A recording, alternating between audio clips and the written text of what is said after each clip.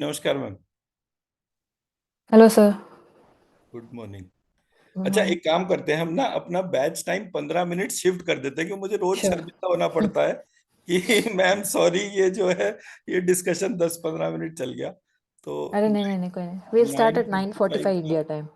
अच्छा, कभी कभी क्या होता है ना, एक मोमेंटम में चीज चल रही होती है डिस्कशन में, तो उस टाइम हम्म। पर वो ब्रेक करने से ना, ये 1 घंटे वाली जितनी भी क्लासेस होती हैं, इनमें सबसे बड़ा चैलेंज ही आता है। अच्छा, आपने क्लास शुरू करी, 10-15 मिनट तो हालचाल पूछने में, फीडबैक लेने में इसमें चलते हैं। फिर एक स्लाइड के तौर पे उसका कि भाई ये स्लाइड कैसे बनी, इसके पीछे बैकग्राउंड क्या था, वो सारे पॉइंट्स को आइडेंटिफाई करते हैं। बाय द टाइम वो सब कुछ होता है और एक डिस्कशन शुरू होता है, तो तभी जो है अगली क्लास का टाइम हो जाता है। तो एट टाइम्स इट बिकम, और आज मेरे साथ ये दूसरी बार रहा ये। हम्म। सुबह की भी जो क्लास थी, उसमें इनिशियली ऐसी हालचाल, क्योंकि कल हम लोग नारायण बली करने गए थे, हम्म। तो वो एक शुक्ला जी जो मॉर्निंग बैच है, उसमें 3 जने हैं, मैं और एक हम्म। शुक्ला जी हैं, और एक जो है वो रमेश जी हैं, वो फ्रांस में है, सीए। तो हम तीनों जने थे, तो मैं और शुक्ला जी कल वो नारायण बली में थे। तो रमेश जी बात करने लग गए कि अरे ये बहुत अच्छा है, ये वो तो 10-15 मिनट कैसे निकल गए पता ही नहीं चला। सो आई एम सेइंग यार, रोज अपोलोजाइज करने से अच्छा 15 मिनट हम हम्म। डिले ही कर लेते हैं, तो एज लॉन्ग एज कोई बात आपको नहीं कोई सर। डिफिकल्टी ना हो। 9:45 करते हैं, 45 मिनट्स का रखते हैं, 7 के हाँ, बाद फिर। हाँ, 9:45 to 10 अपना जो है, 10:30। 10:30 के तौर पे उसको इसी तरह यस, से। Will do it. और वो श्योर। मतलब आप 15 मिनट का बफर ले सकते हो, आप इसको ऐसे मान लो, आप 9:30 हाँ, को 9:30 मानो, बट 15 मिनट जो है, आपको अगर कहीं भी, आपके सुबह का टाइम कितना होता है, कितने में होता है, व्हाट्स द टाइम यहाँ दे, पे अभी अभी 6:10 है, सुबह के 6:10 मॉर्निंग, और मिनट आपका ऑफिस टाइमिंग क्या रहता है? ऑफिस टाइमिंग 8 है, लेकिन बच्चे को स्कूल छोड़ने जाना पड़ता है, अभी स्कूल शुरू होगा वापस। तो फिर राइट। 7 o'clock के बाद I have to go and drop the child and then. अच्छा। हम्म। हाँ ठीक है, मतलब वो 6 to 7, तो फिर तो आपके लिए अच्छा फाइट हो जाता होगा आपका टाइम के तौर पे, नहीं? अभी अच्छा, 2 महीने के लिए आपने बोला था ना मेरे को, कि 2 महीने के लिए हम इसको कर सकते हैं, कुछ इस टाइप का बोला आगे था। भी कर सकते हैं sir, I will finish it, सारे जो लेवल से आई विल फिनिश इट। ठीक है। Yes sir. ठीक है, चलिए, तो स्टार्ट करते हैं। पहले तो कल का फीडबैक। ये श्री यंत्र का ही पार्ट है ना सर आपके बैकग्राउंड में अभी? हाँ जी, हाँ जी। हाँ। लुक्स लाइक श्री यंत्र से I have to request more, क्योंकि आपने बताया था दोनों का with and without Shreem right. Energy scan करने के लिए। हाँ हाँ। I need to ask more permission, it's yet to reveal to me Shri Yantra. और परमिशन मांगूंगी तब दिखेगा, मैंने ट्राई किया 2-3 बार। क्या क्या बताइए, बट कैसे कैसे करा और क्या चीज उसमें? पहले विदाउट वाले को मैंने ढूंढा पहले इंटरनेट पे। अच्छा। फिर विथ विथ तो आपने भेजा हुआ था, दैट डिडंट हेल्प।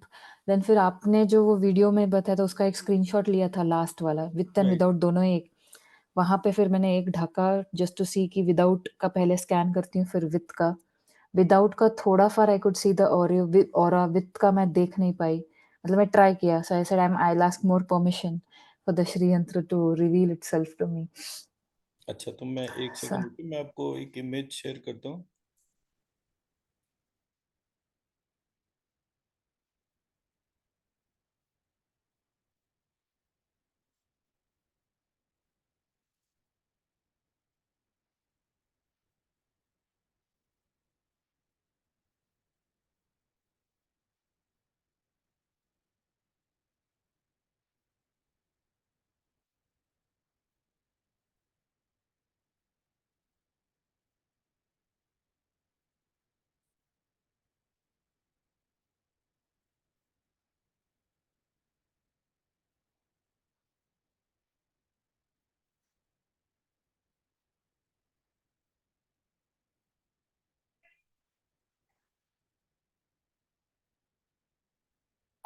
ये मैंने आपको व्हाट्सएप शेयर कर दिया,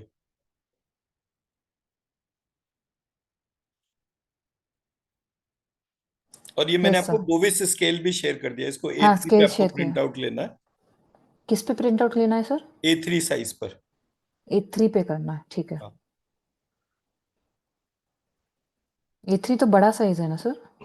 A3 बड़ा होता है, तो स्केल भी थोड़ा बड़ा होता है। ये मैं आपको ओके। ओरिजिनल दिखा दूंगा हाथ में एक दफे हम्म। लेके, ताकि वो ठीक है। मेजरमेंट्स के तौर पे आप उसको ऑब्जर्व कर सकें। ओके। तो अब आप स्कैन करके देखिए क्या डिफरेंस आ रहा है।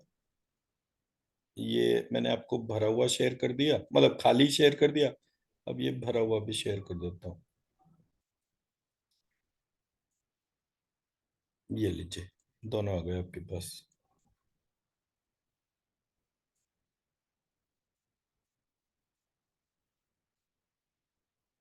Okay, I'll try it one more time. Hopefully, Sri Yantra will give me permission to show itself up.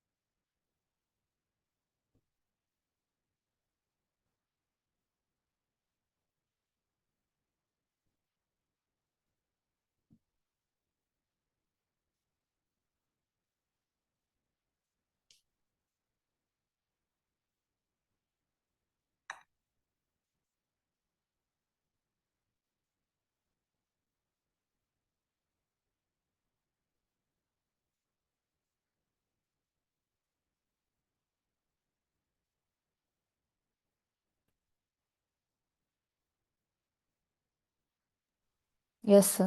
Ji. Or a direct image नहीं, then I invoked it. मतलब that helped. It's very it golden नहीं दिखा, जो with shreem लिखा हुआ है. It is very bright, very bright. It's aura. It's बहुत bright है. Without वाले का it's a huge difference. Energy में डिफरेंस है। Yeah, मतलब it's मेरा very जो bright. ऑब्जेक्टिव था कहने का वो ये था कि हमारे यहाँ पूरे सिस्टम में जो बीज मंत्र जो सब्जेक्ट था ना, उस पे रिसर्च ही नहीं हो पाया। Hmm. That happened for few hundred years. At least 200 साल में तो मुझे कोई एक ऐसा टेक्स्ट ऐसा नहीं मिला जो बीज मंत्र के बारे में कुछ भी बता रहा हो, other than the basic symbols which are there.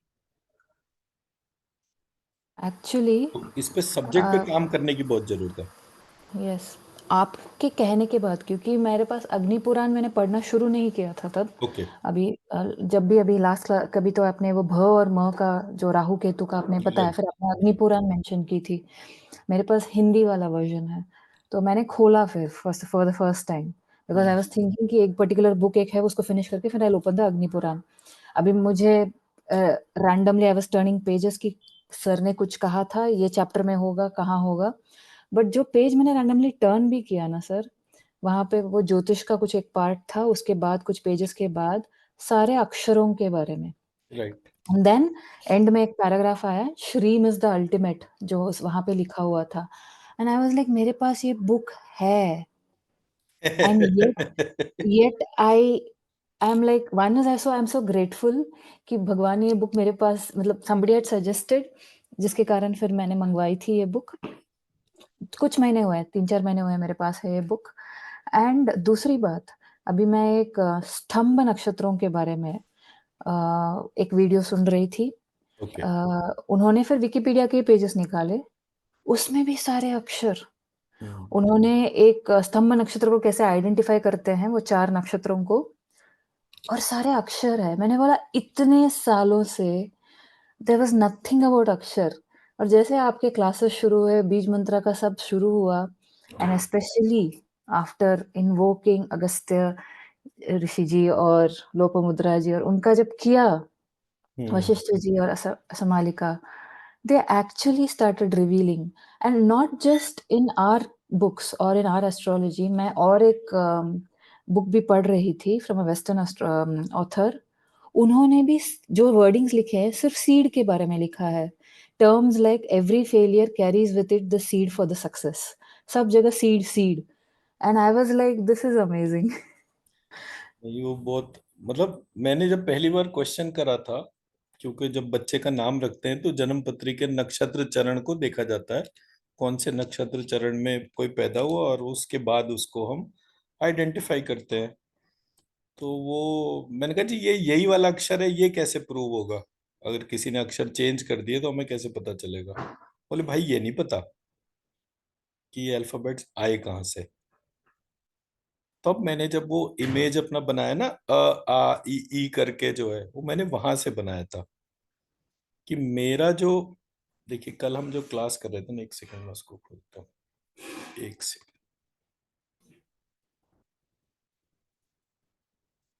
कल एक्चुअली मेरा 2 दिन से ना लैपटॉप जो है वो वहाँ गया हुआ था, मेरी हार्ड डिस्क चेंज हुई है, तो थोड़ा सा कंटेंट जो है वो गड़बड़ हो गया। एक सेकंड।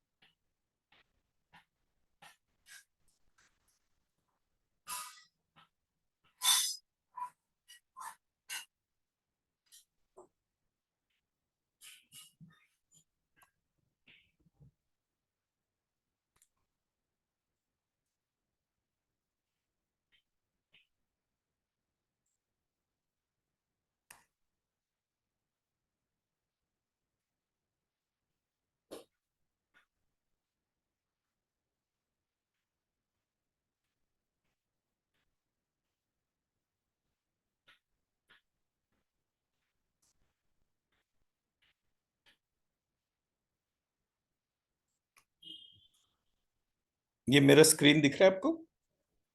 Yes sir. पीपीटी आ रहा है ना इसमें? लेवल 2 का पीपीटी। राइट।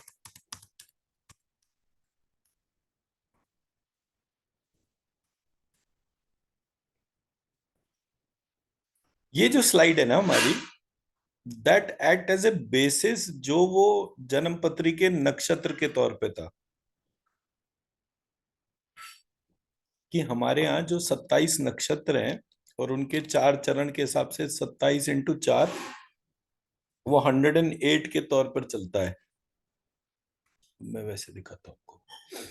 हमने कल जब अपनी स्लाइड डिफाइन करी तो हमने बोला कि एक टर्म है नेत्र। मैंने बोला था ना ये वाला पार्ट।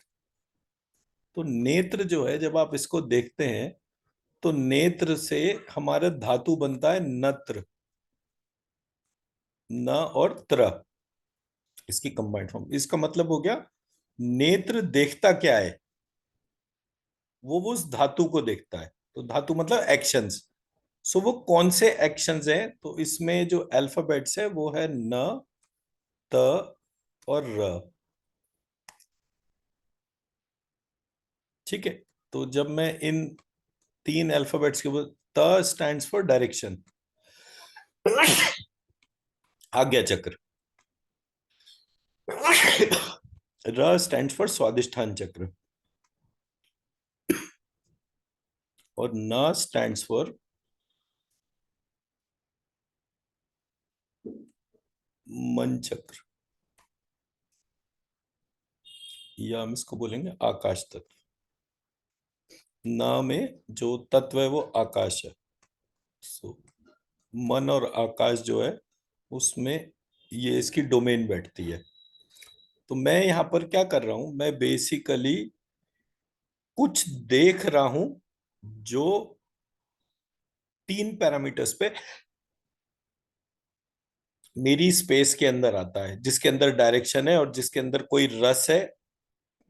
तो एक स्पेस हो गया, एक स्पेस के अंदर एक डायरेक्शन वाला एक रस है, इसको मैं देखता हूं।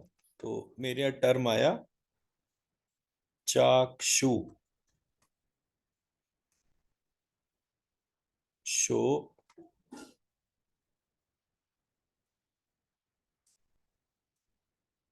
उपनिषद।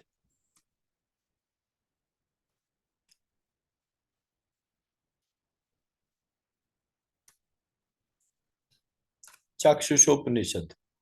अब गूगल करेंगे चाक्षुषोपनिषद, अपने आप ही आपको पता चल जाएगा, नोट लिख लीजिए चाहे इस टर्म को।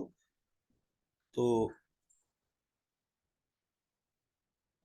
किसी भी बंदे की अगर आंखों की ज्योति जा रही है तो वो चाक्षुषो उपनिषद पढ़ेगा और उसके आंखों की रोशनी वापस आनी शुरू हो जाएगी। जैसे अगर मान लीजिए किसी को आंखों की कोई बीमारी हो जाए, और कैसा भी बीमारी, आंखों में ड्राइनेस होती है, मतलब आंख अपने आप में एक कंप्लीट ऑर्गन है। तो वो एक ऐसा पार्ट है जिसके ऊपर हमारी सारी फिलॉसफीज बेस्ड है। तो जब मैं नेत्र के हिसाब से उसको लेके चलता हूँ और नत्र धातु को सामने ध्यान करता हूँ, तो जब मैं नत्र धातु के तौर पे दिशाओं को देखता हूं, तो वो टर्म बनती है तंत्र। जब मैं अनाहत चक्र के आधार पे उसको देखता हूं, तो वो बनता है यंत्र। और जब मैं उसको सहस्त्रार चक्र बंद के आधार पे मन एलिमेंट के तौर पे देखता हूं, तो वो बनता है टर्म मंत्र। अब ये जिस तरीके से मैं आपको तंत्र यंत्र मंत्र बता रहा हूं, इस तरह से आपको बाय डेफिनेशन कहीं नहीं मिलेगा, क्योंकि वो हमेशा जो डेफिनेशन दे रखी है वो त और न और तरह ऐसे करके दे रखा है। अब ये त जो है ये कंप्लीट है, तो ये आधा त के साथ में होगा या तरह के साथ में होगा। तो इस आधार पे जब मैंने देखा, तो और एक नेत्र तंत्र भी है जो सिर्फ आंखों के बारे में बताता है। तो जब मैंने ये सारे टर्म्स बना ही रहा था, तो बनाते बनाते मेरे को क्या एकदम से ध्यान आया, मैंने टर्म लिखा न, एक सेकेंड,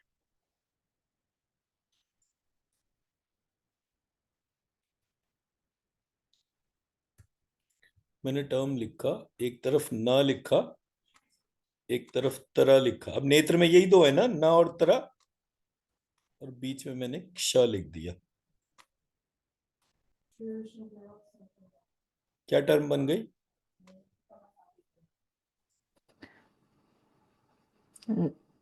नष्ट्र या नक्षत्र, नष्ट्र ही आएगा ना सर? नक्षत्र होगा ना मैडम। हाँ, नक्ष नक्षत्र कैसे अच्छा, लिखते हैं? हाँ, नक्षत्र, राइट, या तो न और त्र, मतलब मेरी एक आंख को न मान लीजिए, दूसरी आंख को त्र मान लीजिए, तो जो हुँ, देखा जाता है वो क्ष को देखा जाता है। अब यहाँ पर मैंने, मेरी जो शीट है उसमें क्या लिखा हुआ है, शरीर प्लस आत्मा। हुँ, तो सेलिशियल बॉडी का शरीर प्लस आत्मा को देखना जो है वो नक्षत्र ज्ञान है।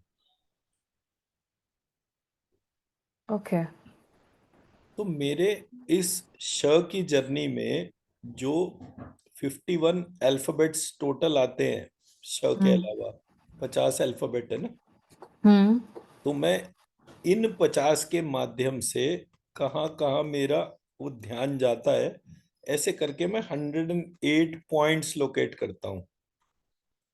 हर एक पॉइंट जो है उसका एक अल्फाबेटिकल कनेक्शन होगा। उस अल्फाबेटिकल कनेक्शन को आइडेंटिफाई करना जो है वो मेरे नक्षत्र चरण के 108 पार्ट है। मेरे अल्फाबेट्स यहां से बन रहे हैं। किसी ने उस ऑर्डर को चेंज कर दिया। अब चेंज कर दिया तो सोर्स कोड, मैं तो क्योंकि सोर्स कोड पे ही काम करता हूं ना, मेरे को मैं कोई भी काम बिना इस शीट को खोले करता ही नहीं, क्योंकि ये मेरा सोर्स कोड है। 51 अल्फाबेट्स। जो कुछ भी दुनिया में आया है अगर नॉन डोमेन में है तो वो 51 अल्फाबेट्स के द्वारा ही लिखा जा सकता है। कोई ऐसा पार्ट नहीं है जो इनके बियॉन्ड लिखा जा सके या इनको एक्सक्लूड करके लिखा जा सके। तो ये मेरा सोर्स कोड हो गया। अब जो मेरा सोर्स कोड है वही मुझे बता रहा है कि अगर हर जगह अल्फाबेट्स हैं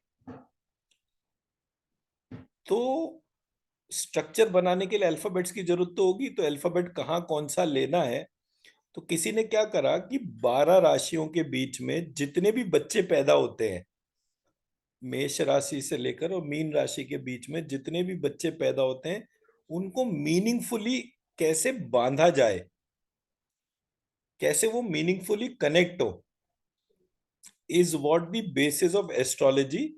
कि जब भी कोई बच्चा पैदा हो उसके पैदा होने पर कौन से अल्फाबेट को उसके साथ जोड़ा जाए, so that is life becomes very meaningful.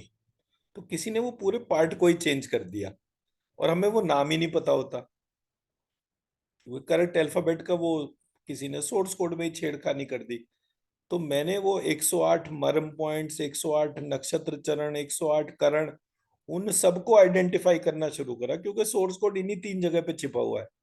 तो पता चला किसी ने आयुर्वेद में जो मर्म पॉइंट्स पढ़ा रहा है वो आयुर्वेद के मर्म पॉइंट्स को उसको भी उसने जो है वो उस पर डाल दिया, चाइनीज मर्म पॉइंट्स पर। तो हमारे यहाँ आयुर्वेद में जो मर्म पॉइंट्स कह के बताया जा रहा है वो पॉइंट्स ही नहीं है। मर्म पॉइंट्स वो पॉइंट्स थे जिन पर अटैक होने के बाद कोई व्यक्ति मर सकता है। अब जो ये पॉइंट्स हमें बताए जा रहे हैं ये वो वाले हैं ही नहीं।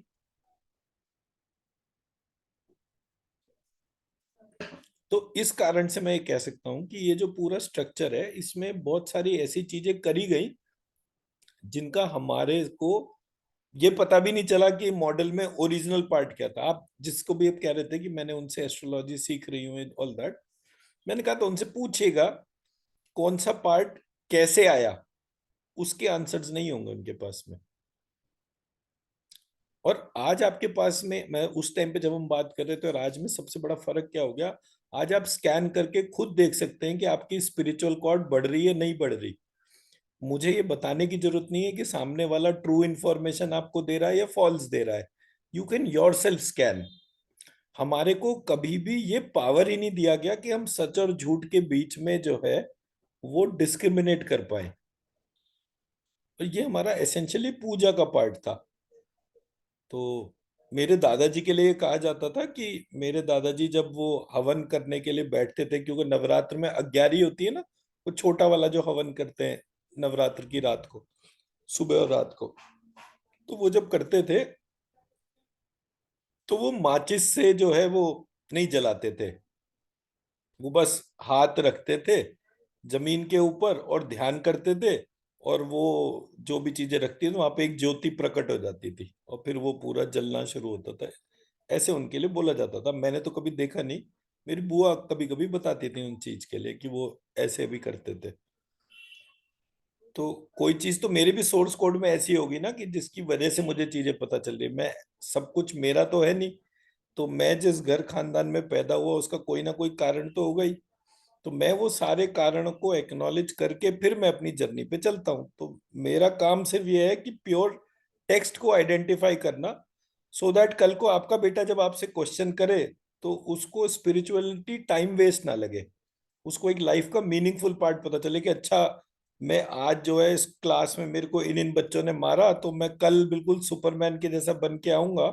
तो ऐसी इच्छा अगर उसके मन में आई और आपसे बोलता है कि मुझे सुपरमैन बनना है, तो आप कहोगे कि अच्छा ये स्टेप्स तो अपनी लाइफ में कर, और अपने खाने पे फोकस कर और इन सब चीजों को कर, और तब आप वो चेंज देखेंगे। जैसे बड़ा सिंपल सा है, आप जब अपने बच्चे को खाना खिलाते हैं तो अपने हाथ से खाना खिलाइए, और जब आप अपने हाथ से खिलाएं तो श्रीम यम श्रीम ये बोलना है आपने। तो जब आप श्रीम यम श्रीम बोलेंगे तो भोजन को पचाने वाली अग्नि प्रकट हो जाएगी, और बच्चे को भूख लगनी ज्यादा शुरू हो जाएगी। जितनी ज्यादा भूख लगेगी उसको उतना हेल्दी खिलाइए। जैसे और कुछ नहीं है, तो सुबह जो है वो बादाम रात को भिगो दीजिए, सुबह उठ के उसको वो छिले हुए बादाम खिलाने शुरू कर दीजिए। विंटर्स हो तो अखरोट भी मिक्स कर दीजिए।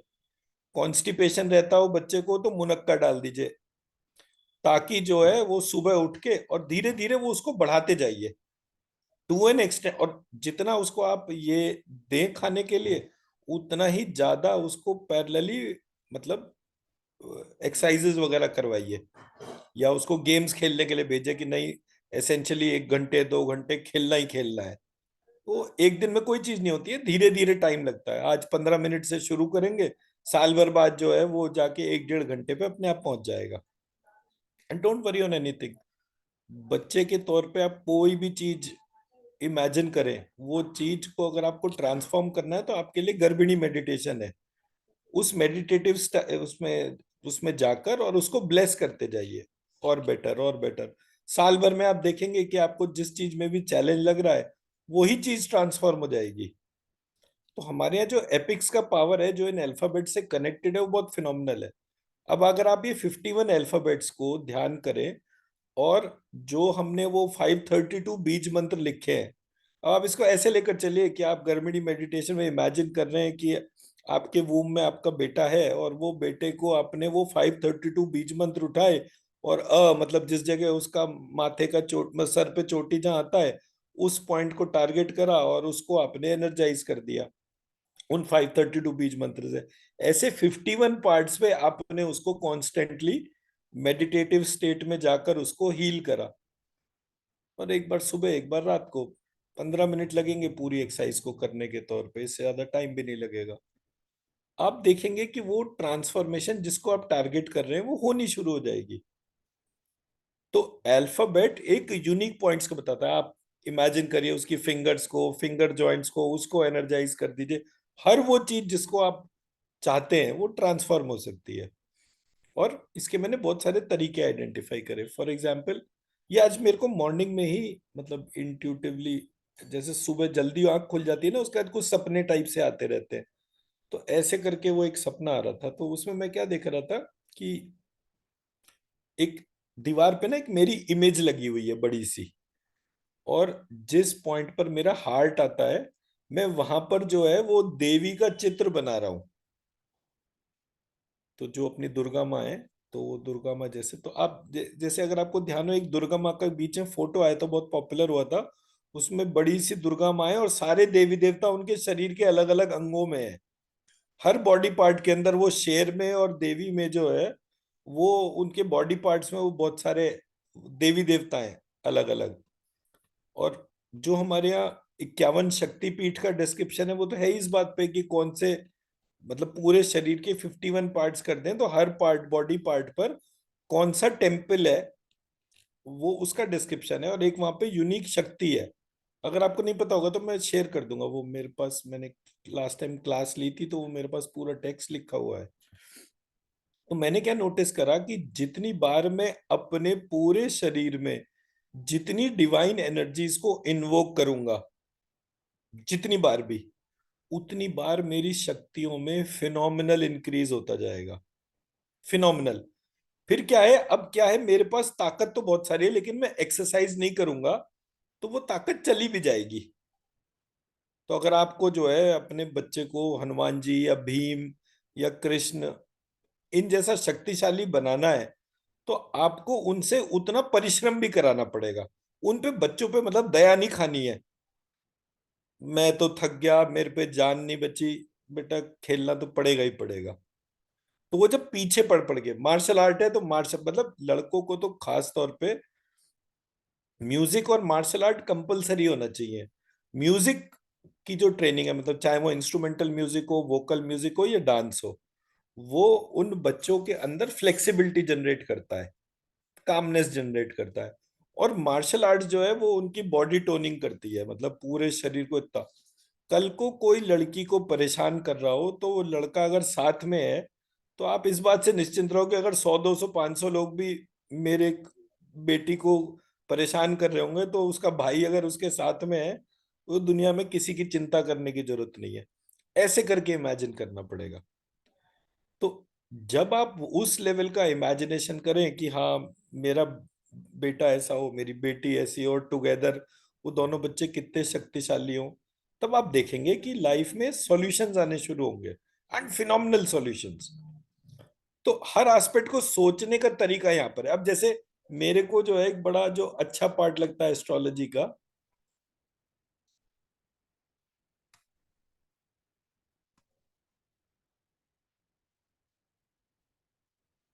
अब वो 532 बीज मंत्र ले लीजिए, और फिर से जो है क्या करना है आपको, आपने बेबी को इमेजिन करा, इमेजिन करा मदर्स वूम में, और सोचना कैसे शुरू करा, ये 532 बीज मंत्र जो है मेरे बेटे के शरीर को ब्लेस करे। अब यहाँ पर शरीर है, जन्म पत्री का पहला स्थान शरीर के लिए होता है, उसका बिल्कुल परफेक्ट शरीर वो अटेन करे, वेरी पावरफुल, वेरी स्ट्रेंथफुल। मेरे बेटे के फिनेंसेस जो है, उसकी एनालिटिकल बुद्धि जो है वो बहुत जबरदस्त हो, he should be very very intelligent, so that he can attract lot of money with, तो उसके पास में पैसा हो। प्लस सेकेंड हाउस वाणी के लिए भी होता है, उसकी जो भाषा हो वो बहुत मिठास भरी हो, कि लोग उसके पास सिर्फ उसके बोलने को सुनने के लिए उसके पास में खड़े हो जाए। फिर उसके जो भाई बहन है, मतलब थर्ड हाउस जो है वो छोटे भाई के लिए होता है, 11th हाउस बड़े भाई के लिए होता है। तो ऐसे करके उसके जो भाई बहन है उनको ब्लेस करिए, कि ये जहां भी जाए इसके छोटे भाई और बड़े भाई, छोटी बहनें बड़ी बहनें वो सारी आ जाए। तो ऐसे करके ये इस हाउस को आप में देंगे। फिर मैं उसकी मदर हूं, तो I should be always very strong, and उसके साथ में मैं एक अच्छा मीनिंगफुल टाइम स्पेंड करूं। उसके अपने जो एजुकेशन है वो कैसी हो, तो एजुकेशन, और उसके बाद में जो है उसके बच्चे, तो ऐसे करके वो उसको देखिए और उसके बच्चों को देखिए। फिर उसके जो शत्रु हैं और उसके रोग हैं, फिर उसकी जो वाइफ है और उसकी जो पार्टनरशिप्स है, उसका जो डेथ रिलेटेड पार्ट है और जो एज वाले पार्ट को ट्रिगर करता है, उन पॉइंट्स को यहाँ पे देखिए। फिर उसका जो धार्मिक विचारधारा है वो कैसी है, उसका भाग्य कैसा है वो 9th हाउस से पता चलता है, उसके पिता कैसे हैं, और फिर वो सारे एस्पेक्ट जो उसके पुरुषार्थ से कनेक्टेड हैं वो 10th हाउस से पता चलते हैं। उसके जीवन में आय कैसी हो उसको इमेजिन करिए, और फिर उसके जीवन में व्यय कैसा हो उसको इमेजिन करिए, और हर चीज को ब्लेस करते जाइए। तो जब आप ये 12 पार्ट पे या वो 51 पार्ट पे, जिस पॉइंट पे भी लेकर जाएं, हमारे यहाँ जो स्ट्रक्चर्स है ना, those are very meaningful structure. अब ये 12 के बाद में जब आप 13वां घर को ध्यान करेंगे, 13th हाउस जो होता है एस्ट्रोलॉजी का, उसको कहते हैं ऑरा। ऑरा का मतलब होता है आपके 12 के 12 एनर्जी फुल होंगे, तभी 13th आएगा, सरप्लस एनर्जी। तो दुर्गा सप्तशती में जब पहले 13 चैप्टर पढ़ते हैं, 13 चैप्टर का मतलब ही और है, that when you are energy surplus, तो वो कहते हैं ना पीछे पीले रंग का गोला सा आ जाता है, वो आ सकता है, प्रोवाइडेड कि 12 के 12 स्थान में परफेक्ट एनर्जी हो। तो 13th हाउस का मतलब एक अलग बॉडी पार्ट नहीं है, 13th हाउस का मतलब है 12 के 12 एनर्जी फुल हो गए, उनमें सरप्लस एनर्जी जनरेट हो गई। टोटल सरप्लस एनर्जी कैसे डिफाइन करी जा रही है, that is the part described here. तो हम जिस पार्ट को देखते हैं और जब उन छोटी छोटी एक्सरसाइजेस को करते हैं, तब हमें वो ट्रांसफॉर्मेशंस पता चलते हैं। मैं मेरा पॉइंट समझा पा रहा हूँ? तो ये जो एब्सोल्युटली। एस्पेक्ट है ना, कि कैसे हम अपने पूरे सेटअप को चेंज कर सके, that's the most miraculous and meaningful part of our system. Somehow जो भी एस्ट्रोलॉजर्स हैं या जो भी लोग इस फील्ड में काम कर रहे हैं, वो उस मीनिंगफुल पार्ट को कभी कनेक्ट ही नहीं करते। अच्छा, ये इसमें ये शनि ये खराबी लाता है, अच्छा यहाँ तो ये हो रहा है, तो अभी तो जाते ही देखना तुम्हें एक एक्सीडेंट जैसा कुछ हो जाएगा, उसका ध्यान कर लेना। रेमेडी बताते हैं तो वो ऊल जलूल बताते हैं जिसका कोई कोरिलेशन, कोई कनेक्शन। आई रियलाइज कि there is something which is very meaningfully missing in the context, और हम उस पार्ट को देख नहीं पा रहे। तो मैंने जब पहली बार नक्षत्र का इमेजिन करा तो मैंने कहा नक्षत्र का मतलब ही उस डिवाइन को देखना है। तो ना और तरा, मेरी एक आंख को ना मान लिया, एक को तरा मान लिया, और ऐसे करके मैंने उसको देखना शुरू करा। तो मैं देखूंगा किसको? डिविनिटी को। So in every aspect of my life I only observe divinity in everything, is what the meaning of nakshatra ज्ञान।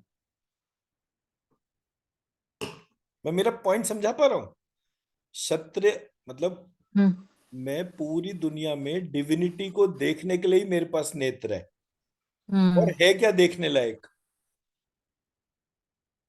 इसके अलावा कोई है ही चीज नहीं थी जिसको देखने के हिसाब से। वो एक दफे किसी एक ने बोला भी था, तो राधा जी के अलावा है क्या देखने के लिए पूरी दुनिया में?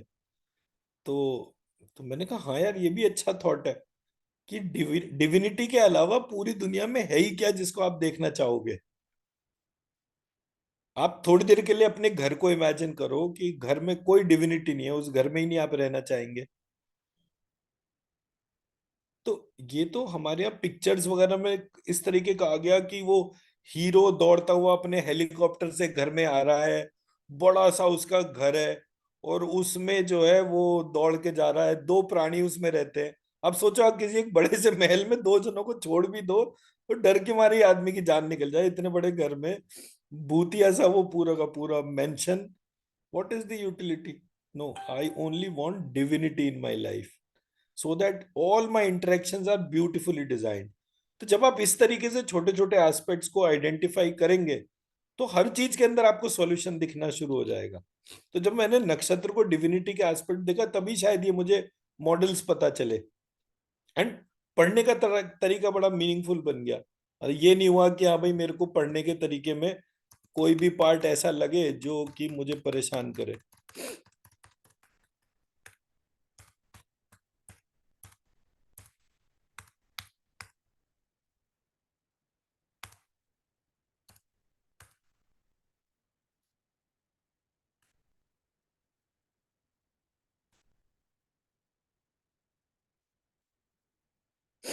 ओके, अब यहां से हम अपने मॉडल को, इससे पहले वाली तो सारी स्लाइड्स हो ही चुकी हैं, कोई बची तो नहीं है ना?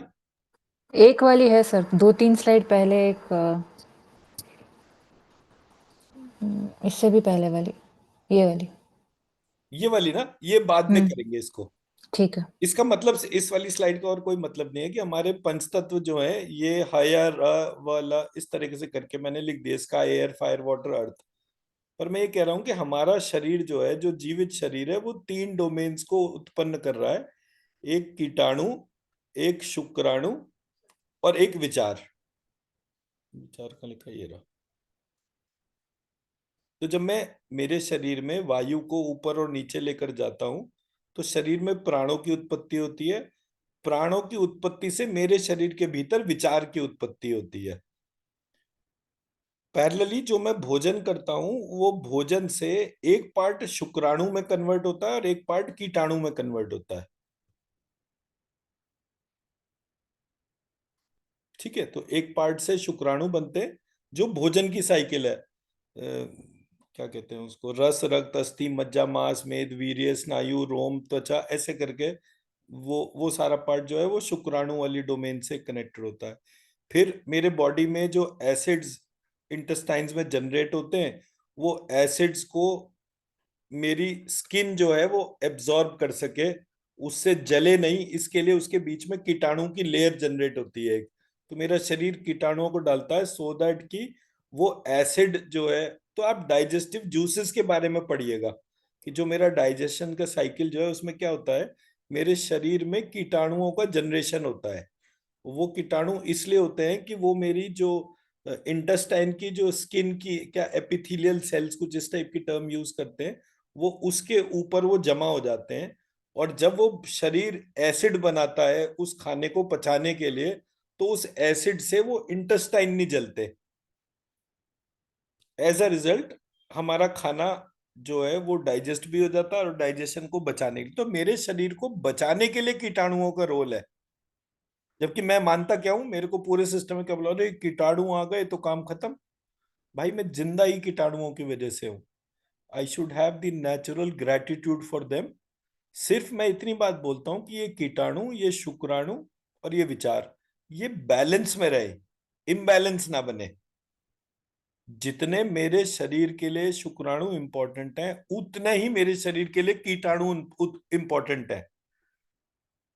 अगर मैं इन दोनों के साथ में कनेक्टेड नहीं रहूंगा तो आई वोंट बी। और जितने भी लोगों को ऑटो इम्यून डिसऑर्डर्स होते हैं, उनके शरीर के कीटाणु ही वो उनकी इंटेलिजेंस को इम्पैक्ट कर देते हैं, क्योंकि इम्बैलेंस हो जाता है और बीमारियां का कोई सॉल्यूशन नहीं होता।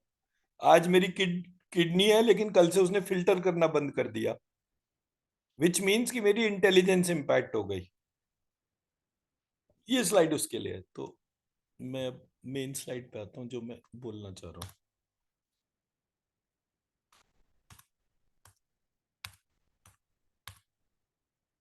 ये वाला। इसमें मैंने क्या करा, पूरे प्रोसेस में जो हाईलाइट करा वो करा अर्थ, वाटर, फायर, एयर और स्काई। ये मेरी ग्रॉस बॉडी हो गई, स्थूल शरीर। स्काई, एयर, फायर, वाटर, अर्थ, ये मेरे वो हो गए। फिर मैंने इसमें air, fire, air, sky, time और डायरेक्शन, ये मेरी सटल बॉडी हो गई। स्काई, एयर, फायर, डायरेक्शन और टाइम, ये मेरी सटल बॉडी हो गई। तो पांच तत्व मेरे स्थूल शरीर में है, पांच तत्व ही मेरे सूक्ष्म शरीर के अंदर है, ये कहीं नहीं बताया गया। फिर पांच तत्व ही मेरे कारण शरीर में है। पांच तत्व कौन से हैं? स्काई, डायरेक्शन, टाइम, आत्मा और मन। ये पांच ही मेरे कारण शरीर के अंदर है, कॉजल बॉडी के अंदर। एज अ रिजल्ट अब मेरे को एक मॉडल बनाना पड़ेगा विच इज यूनिक। तो यूनिक में मेरा मन, आत्मा, time, direction, sky, air, fire, water और अर्थ,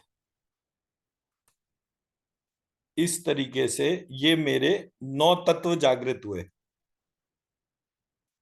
इन नौ तत्वों से मेरा जो स्ट्रक्चर बना, इन नौ तत्वों का, तो वो इस तरह से बना। तो जो ट्रांसफॉर्मेशन है वो ऐसे करके मैंने स्ट्रक्चर कर दी। अब इस ट्रांसफॉर्मेशन का मेरा लॉजिक क्या है?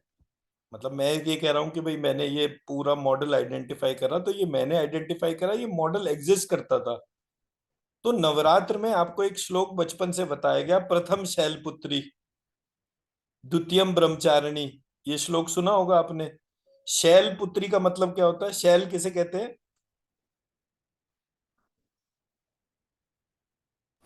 I don't know sir. ठीक है, तो प्रथम क्योंकि शैल। ये मैंने अभी हाल ही में ही नवरात्र के टाइम पे सबने ये किया है। छोटे से मैंने नहीं सुना है सर। अच्छा, कोई बात नहीं। शैलपुत्री का मतलब, शैल कहते हैं पहाड़ को। पर्वत पुत्री पार्वती,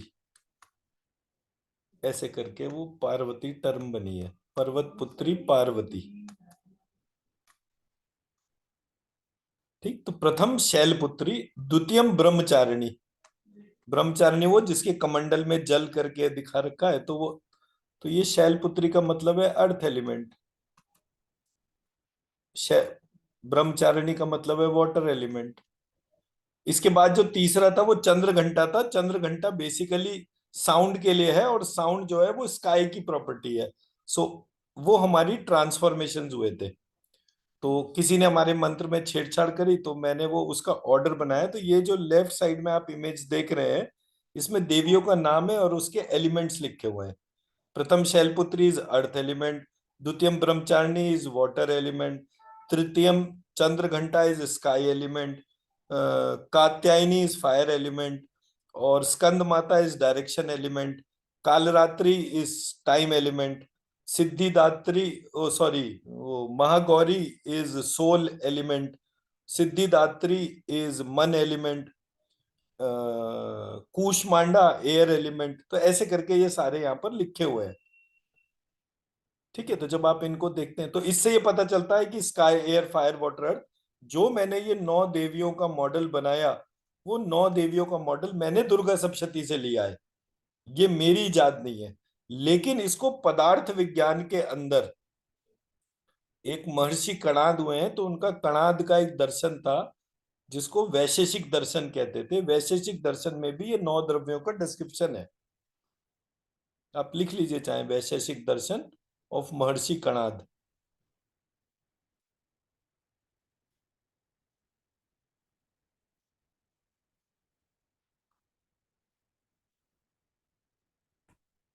तो इस आधार पे इस पूरे सिस्टम में ये सारे एलिमेंट्स डिफाइन करे गए। अब इन सारे एलिमेंट्स में टोटल प्रॉपर्टीज है। मतलब मैं अगर प्रॉपर्टीज बोलूंगा तो स्काई की प्रॉपर्टी साउंड है, लिखा हुआ है यहाँ पर। एयर की प्रॉपर्टी टच है। फायर की प्रॉपर्टी कलर एंड शेप है। इनको एक माना गया है और इसको जो नाम दिया गया है वो दिया गया है चक्षु टर्म आई है यहाँ पर। तो फिर उसके बाद में जो है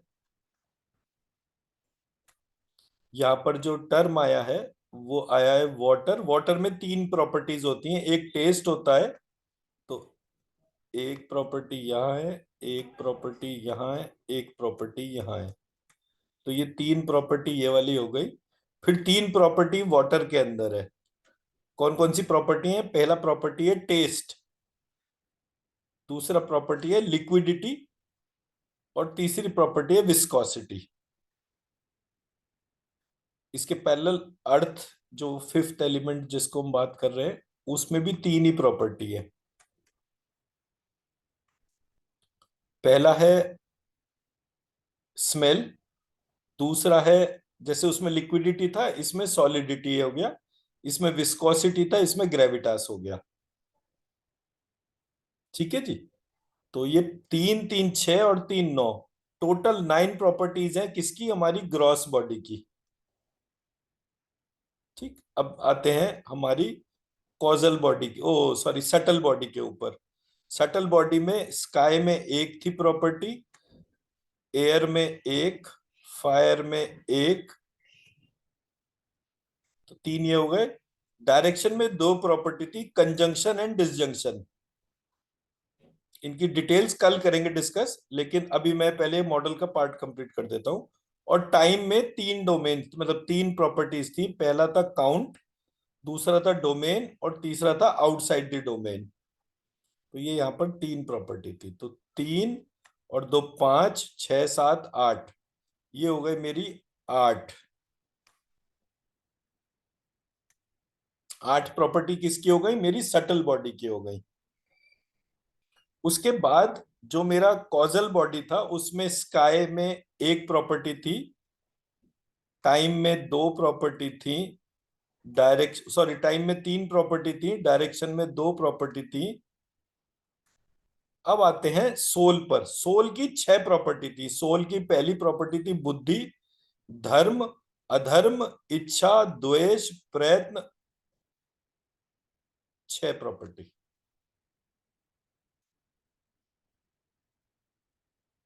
ठीक है। मन की 4 प्रॉपर्टी थी। मन का पहला प्रॉपर्टी था सुख, दुख, विभाग और संस्कार। तो ये 4 4 प्रॉपर्टी थे इस हिसाब से। सो 6 4 10, 3 13, एक 14, 15 16, ये हो गया 16। तो 16 + 8 + 9, टोटल कितना हो गया?